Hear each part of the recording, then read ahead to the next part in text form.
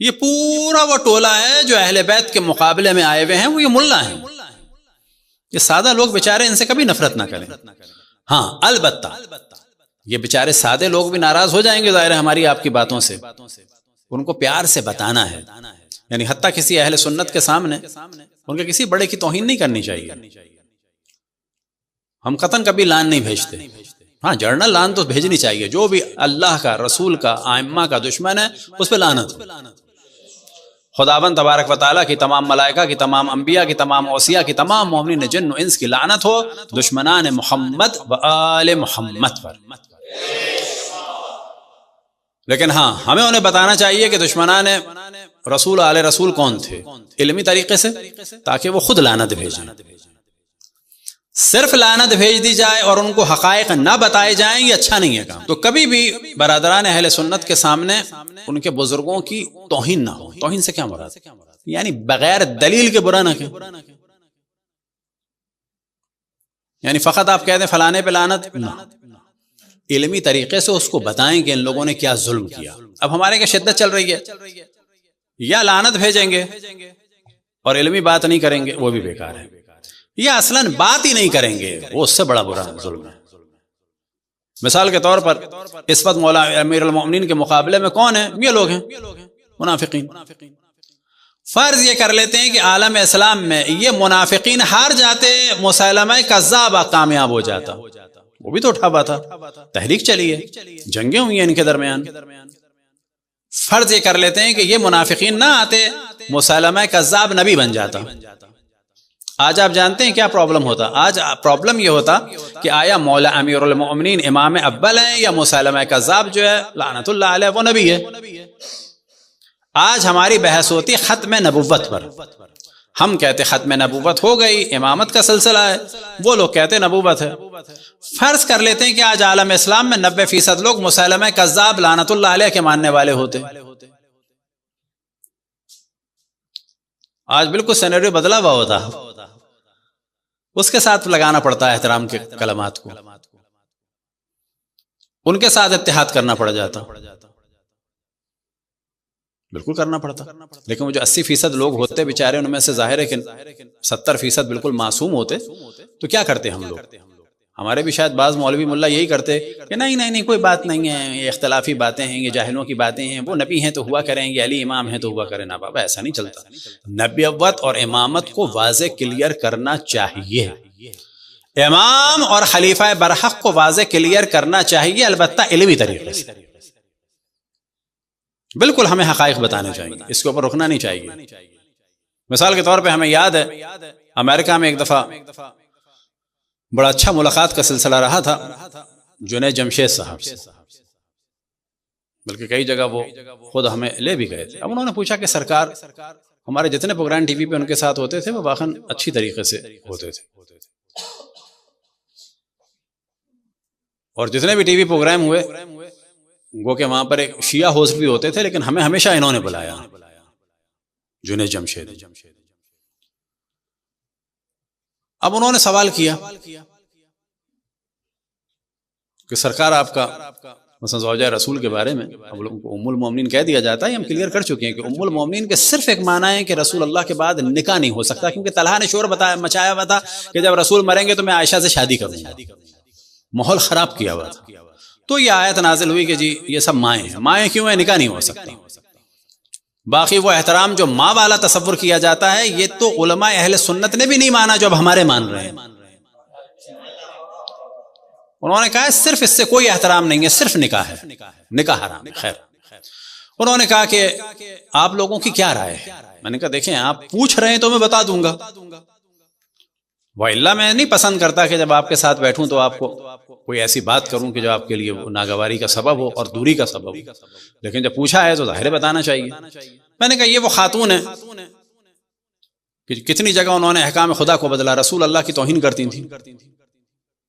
مثال کے طور پر یہ جو ہم پر تہمت لگائی جاتی ہے شیعوں کا قرآن بکری کھا گئی، یہ ساری داستان جناب عائشہ کی ہے۔ اللہ رسول پر بہتان باندھا، اب اس کے لیے کیا قرآن میں آیا ہے واضح جان لینا چاہیے۔ جو اللہ رسول پر بہتان باندھے وہ کیا ہے اسلامی اعتبار سے، یہ بھی کلیئر ہے۔ وہ ام المؤمنین تھی، نہ نکاح نہیں ہو سکتا، بس اس حد تک۔ یہ جو داستان ہے شیعوں کو قرآن بکری کھا گئی، ایسی کوئی ہمارے داستان نہیں ہے، یہ داستان خود ان محترمہ کی بنائی بھی ہے، کیونکہ عالم اسلام میں انہوں نے ایک بدعت شروع کی تھی. اس کے اوپر ہمارا تفصیل سے بھی انشاءاللہ لیکچر بھی آ جائے گا، پہلے ہم تھوڑا ڈسکس کر چکے ہیں. وہ بدعت کیا شروع کی تھی ان محترمہ نے، اتنا بتانا بھی مناسب نہیں لگتا، لیکن عالم اسلام میں ہلا دیا تھا انہوں نے. آج اگر آپ وہ ورڈ لکھیں گے تو آپ دیکھیں گے کہ انگلش اردو میں آپ اور ہم شاید اتنا اویئرنیس نہیں رکھتے، اور عرب، کیونکہ عرب بہت سارے ایسے ہیں جو پکے عیسائی ہیں، بہت پرانے ہیں، شام کے، لبنان کے اس طرف کے جو عرب ہیں، یہ لوگ سب سے قدیم نسل ہیں. تو باقاعدہ انہوں نے تو فوٹویں تک بنائی ہوئی ہیں گوگل میں، اگر آپ جائیں تو لکھیں آپ رضاء الکبیر. رضا یعنی بچوں کو دودھ پلانا، کبیر یعنی بڑی عمر کے افراد کو. ان محترمہ نے ایک بدعت شروع کی تھی، ایسی بدعت کہ عالم اسلام آج تک ہلا ہوا ہے، اس کو چھپایا جاتا ہے. وہ بدعت کیا تھی کہ یہ کہتی تھیں کہ جس کو یہ پسند کرتی تھی، پسند سے کیا مراد، یہ چاہتی تھی کہ مثلا فلان آدمی میرے سامنے آ کے بیٹھے اور میں بغیر پردے کے بیٹھوں، میں بغیر پردے کے بیٹھوں. تو کیا کہتی تھیں، جاؤ میری بہنوں اور بھانجیوں اور بھتیجیوں کا 5 دفعہ دودھ پی کے آؤ. جب لوگوں نے سوال کیا، خصوصاً حضرت ام سلمہ صلوات اللہ وسلام علیہا نے، یہ یاد رکھیں کہ حضرت خدیجہ کے بعد اگر کوئی خالص تھی ایمان میں تو حضرت ام سلمہ تھی. باقی ازواج بھی یا خاموش تھیں یا خاموش تماشائی بنے ہوئے اہل بیت کا ظلم دیکھ رہی تھیں، اور کچھ جو ہیں وہ دشمنان اہل بیت کے ساتھ بھی تھیں. یہ بھی ذہن میں رکھیں. جیسے کہ جناب ام حبیبہ معاویہ کی بہن تھی، کوئی ساتھ نہیں دیا انہوں نے مولا علی کو، کوئی ساتھ نہیں دیا. اور دوسری جانب خود جناب عائشہ کے خلاف تھی. یہ بھی ذہن میں رہے. اس کے بعد ہم بیان کریں گے، اگر بھول جائیں تو یاد دلائیے گا. تو ان محترمہ نے فتویٰ دیا کہ بڑی عمر کے افراد کو دودھ پلا کے محرم بنایا جا سکتا ہے. اور وہ کہتی تھیں کہ کچھ افراد کے بارے میں کہ مثال کے طور پر میں چاہتی ہوں تم آ کے بیٹھو میرے سامنے ہو، مجھے پردہ وردہ نہ کرنا ہو، میں کھل کے بیٹھوں گی آرام سے، بال بال کھلے. تو تمہیں کب بیٹھوں گی تمہارے سامنے؟ جب تم میرے محرم بن جاؤ گے. محرم کیسے بنو گے؟ میری بہنوں کا یا بھانجیوں کا بھتیجیوں کا 5 دفعہ دودھ پی کے آؤ. اور وہ چیزیں ہم بیان نہیں کر سکتے کہ اس دودھ میں شرط ہے کہ علیہ السلام والسلام، پیالے ویالے میں نہیں، 5 دفعہ دودھ پی کے آؤ. اب اس پر سب نے شور مچایا کہ یہ کیا قیامت ہے، یہ کیا دین کو بدلا جا رہا ہے. انہوں نے کہا یہ تو قرآن میں ہے، قرآن میں تھا، حکم قرآن ہے یہ. انہوں نے کہا کہاں ہے قرآن میں، کس قرآن میں ہے؟ اب یہ موضوع بخاری میں بھی ہے، سنن ابن داؤد میں بھی ہے. بخاری میں اجمالی طور پہ ہے کہ ہم ان آیتوں کو پڑھتے تھے، سنن ابن داؤد میں تفصیل کے ساتھ کہ جب رسول اللہ صلی اللہ علیہ وآلہ وسلم دنیا سے رخصت ہوئے تو قرآن میرے بستر کے نیچے تھا. ایک بکری داخل ہوئی اور قرآن کے کچھ اوراق کھا گئی. اسی میں یہ والی آیت تھی رضاء الکبیر کی، اسی میں آیت تھی رجم کی، یعنی اسٹون ٹو ڈیتھ، پتھر مار کے مارنے کی. یعنی تحریف کے اصل قائل یہ لوگ ہیں. یہ بکری والی داستان ہمارے یہاں نہیں ہے، لیکن آپ دیکھیں کہ سالوں میں، ان صدیوں میں ہمارے لاکھوں شیعہ قتل ہو گئے اس بکری کی وجہ سے. یہ بکری ہماری نہیں تھی، یہ تو جناب عائشہ کی بکری تھی. اب لوگ کہتے ہیں تعصب کی بات ہو رہی ہے. بابا تعصب کی بات نہیں ہو رہی ہے، وہ ہم کو ذبح کر رہے ہیں اس بکری کی، نے قرآن کھا لیا. کیا ہم نہ بتائیں کہ بکری ہماری نہیں تھی؟ کیا ہم اپنے یہ کہیں کہ نہیں اتحاد رہے لیکن ہم قتل ہوتے رہیں؟ ہم اپنے آپ کو کافر ڈکلیئر کروائیں، وہ ہمیں قتل کرتے رہیں گے؟ یہ بہتر ہے کہ بتائیں کہ بابا یہ ایسی کوئی ہمارے یہاں چیز نہیں ہے بکری کی. یہ تو آپ کے سنن داؤد میں ہے، سنن ماجہ میں ہے، یہ بخاری مسلم میں ہے. یہ بکری کا داستان ہماری نہیں ہے، جناب عائشہ کی ہے. اپنا گناہ چھپانے کے لیے، اپنا بہتان چھپانے کے لیے، اپنا جو خدا پر انہوں نے جھوٹ بولا تھا اس کو چھپانے کے لیے انہوں نے کہا تھا کہ یہ تو آیت تھی قرآن میں. کہاں گئی یہ آیت؟ بکری کھا گئی.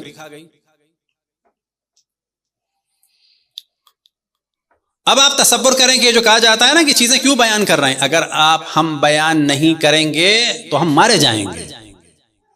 آج کسی کی جرت ہو رہی ہے کہنے کی کہ شیعوں کا قرآن بکری کھا گئی، کیونکہ ہم نے سامنے دکھا دیا. سب نے سب سے پہلا لیکچر جو حوالوں کے ساتھ ہم نے بنایا تھا اتفاق سے آج سے 5 سال پہلے، وہ یہی بنایا تھا، بلکہ 7 سال پہلے سب سے پہلا لیکچر، کیونکہ ہمیں محسوس ہو رہا تھا کہ ہر جگہ اسی خورشیوں کو قرآن بکری کھا گئی، شیعوں کو قرآن بکری کھا گئی، تیونس، الجزائر، مراکش، انڈیا، پاکستان، ہر جگہ چوتھی پانچویں کے بچے سے لے کر آپ کو تعجب ہوگا کہ جب ہم نہیں جانتے تھے کہ شیعوں میں کیا کیا چیزیں ہیں، ہمارے چوتھی پانچویں کلاس کے جو ہمارے بعض دوست تھے، اب تک مجھے یاد ہے کہ جب مجھے بھی نماز نہیں آتی تھی تو وہ کہتا تھا تم لوگ نماز میں مکھیاں اڑاتے ہو، تو مجھے نہیں معلوم تھا مکھیاں اڑاتے ہیں کیا اڑاتے ہیں، یعنی یہ ان کی تربیت تھی۔ اور یہ کہ جو شیعوں قرآن بکری کھا گئی، امام حسین کو شیعوں نے مار دیا، یہ تو ان کی تربیت ہے شیعوں کے خلاف بغض والی۔ اب اس کا آپ جواب نہ دیں، کیوں کہ جی اختلاف ہو جائے، بابا اس سے اختلاف نہیں ہوگا، اس سے اختلاف ختم ہوگا۔ آج عام طور پہ کوئی نہیں کہتا شیعوں قرآن بکری کھا گئی، کم ہو گیا ہے۔ کیوں کم ہو گیا ہے؟ کیونکہ دکھا دیا ہے کہ یہ ہمارے یہاں نہیں ہے، تمہارے یہاں ہے، بکری ہماری نہیں تھی، تمہاری ماں کی بکری تھی، تمہاری ماں دی بکری سی۔ ابھی کو برائی ہے، توہین ہے؟ نہ، کوئی توہین نہیں ہے، یہ حقائق ہیں، ان کو بیان نہیں کریں گے مارے جائیں گے۔ شیعوں کا قرآن 40 پارے کا تھا، اب نہیں بیان کریں گے مارے جائیں گے۔ اب یہ کتنی عقل کی کمی کی بات ہے کہ اپنے دفاع والی چیز کو ہمارے لوگ برا سمجھ رہے ہیں، ہمارے لوگ برا سمجھ رہے ہیں کہ آپ بیان نہ کریں، اس میں توہین ہو رہی ہے۔ بابا کوئی توہین نہیں ہے اس میں، یہ صحیح روایات ہیں، سنن ماجہ میں، سنن داؤد میں، پھر مسلم میں بھی آدی، کوئی توہین والی بات نہیں ہے۔ نہیں بیان کریں گے آپ مارے جائیں گے۔ جناب سیدہ کا یہ جو خطبہ تھا اور معاملہ فدق تھا، اور خود ان کی ذات مقدس ہے، جو ان کی ناراضگی ہے، یہ نماز میں نہ آنے دینے کا حکم ہے، ان ساری چیزوں سے حق اور باطل پہچانا جاتا ہے۔ ایام فاطمیہ میں ہمیشہ میں ذکر کرتا ہوں حضرت آیت اللہ کاظم قزوینی کا، ان کی بہت ساری کتابیں، خصوصاً تقریباً 23 جلد پہ ہے، امام الصادق من المہد الی اللحد، انہی کتاب ہے فاطمہ الزہرا من المہد الی اللحد، اور باقی چند ائمہ کے بارے میں بھی ہے، من المہد یعنی گود سے لے کر قبر تک۔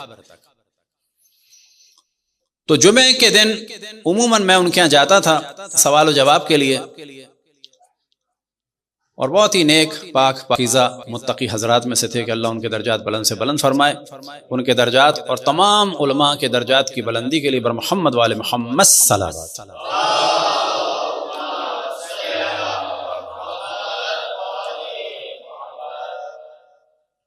تو اب جناب سیدہ کا یہ جو حکم تھا، مثلا جو وصیت تھی کہ میری قبر کو پوشیدہ کر دینا، مجھے رات کو دفن کرنا، تو میں نے سوال کیا کہ یہ اس میں مصلحت کیا ہے، تو انہوں نے فرمایا تاکہ قیامت تک کے لیے حق کو پہچانا جائے۔ کیا مراد؟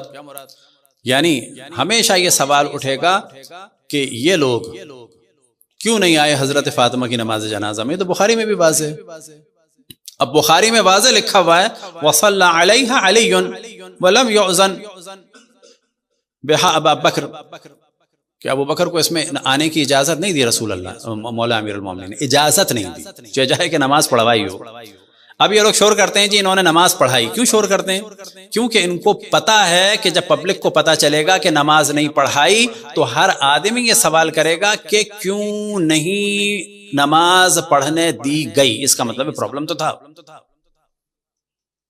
اب یہاں پہ سوال پیدا ہوتا ہے کہ جناب سیدہ وصیت فرما رہی ہیں کہ میرے جنازے میں ان کو آنے نہ دینا، میری قبر کو پوشیدہ کر دینا، تو کیا وہ اختلاف بین المسلمین ڈال رہی تھیں؟ نہ، ان چیزوں سے اختلاف بین المسلمین نہیں ہوتا، ادب اور تمیز سے بات کی جائے، اس سے در حقیقت اتحاد بین المسلمین ہوتا ہے، اختلاف نہیں ہوتا، اتحاد ہوتا ہے۔ وہ کیسے کہ اگر آج 80% ہوتے مسیلمہ کذاب کے ماننے والے، ممکن ہے بعض لوگ سوچیں مسیلمہ کذاب کون ہے؟ مسیلمہ کذاب یمن کی طرف، یمامہ کی طرف ایک آدمی تھا جس نے رسول اللہ کے بعد نبوت کا دعویٰ کیا تھا کہ میں نبی ہوں، اور رسول اللہ کی ایک زوجہ تھیں قتیلہ بنت قیس قندی، یہ زوجہ تھی ایک رسول کی، یہ بھی کافر ہو گئی تھی، جو شور مچایا جاتا ہے نا ام المومنین ام المومنین، ایک زوجہ رسول تھی، ان کا نام تھا قتیلہ بن قیس قندی،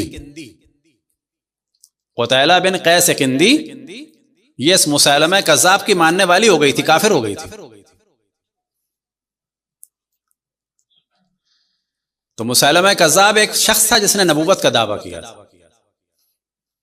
پھر خلیفہ اول کی فوج میں، خلیفہ سیاسی اول جناب ابوبکر کی فوج میں، اور اس میں باقاعدہ جنگیں ہوئیں۔ اب فرض کریں کہ وہ جیت جاتا تو کیا ہوتا؟ آج کون ہوتا؟ ہر جگہ چل رہا ہوتا مسلمہ کذاب۔ جو ہم نے کہا نا، آج بحث یہ نہیں چل رہی ہوتی پہلا خلیفہ کون ہے، پہلا امام کون ہے، آج بحث یہ چل رہی ہوتی کہ شیعوں کے یہاں پہلا امام مولا علی ہیں، اور ان کے یہاں کیا ہوتا دوسروں میں؟ جی مسلمہ کذاب جو ہے وہ نبی معاذ اللہ۔ تو اب اگر مسلمہ کذاب کے چہرے سے نقاب ہٹا کر اہل بیت کی جانب بلایا جائے تو یہ اتحاد بین المسلمین ہوتا یا اختلاف بین المسلمین ہوتا؟ رسول اللہ کو جو حجر و ہذیان و بکواس کی نسبت دے، یہ نسبت دین دینے دی جائے، یہ زیادہ اچھا ہے رسالت کے لیے، یا اس نسبت دینے والے کے چہرے سے نقاب ہٹا کر رسول کی عصمت کو ثابت کیا جائے؟ یہ اسلام ہے۔ کیونکہ اگر اس فرد کا آپ دفاع کریں گے تو پھر یہ بھی ماننا پڑے گا کہ قرآن کافی ہے اور رسول اللہ جو ہے معاذ اللہ جو ہے وہ بہکی بھی باتیں کر رہے ہیں۔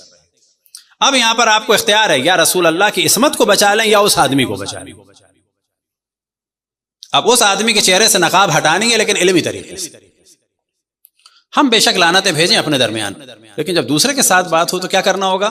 کلیئر بتانا ہوگا۔ خیر بات یہ نکلی تھی کہ ہم سے جب انہوں نے سوال کیا موصوف نے کہ اللہ ان کی مغفرت فرمائے کہ آپ لوگ کیا کہتے ہیں، تو میں نے بتایا کہ ہم یہ کہتے ہیں۔ پھر یہی وہ خاتون تھی کہ جنہوں نے آپ کے تیسرے خلیفہ کے قتل کا حکم دیا تھا اور کفر کا حکم دیا تھا۔ آج جو ہم دیکھتے ہیں کہ اہل سنت میں اتنی زیادہ تکفیر ہے کہ یہ بھی کافر ہو گیا، یہ بھی کافر ہو گیا، اس کی ابتدا اصل میں ان کے بڑوں نے کی تھی۔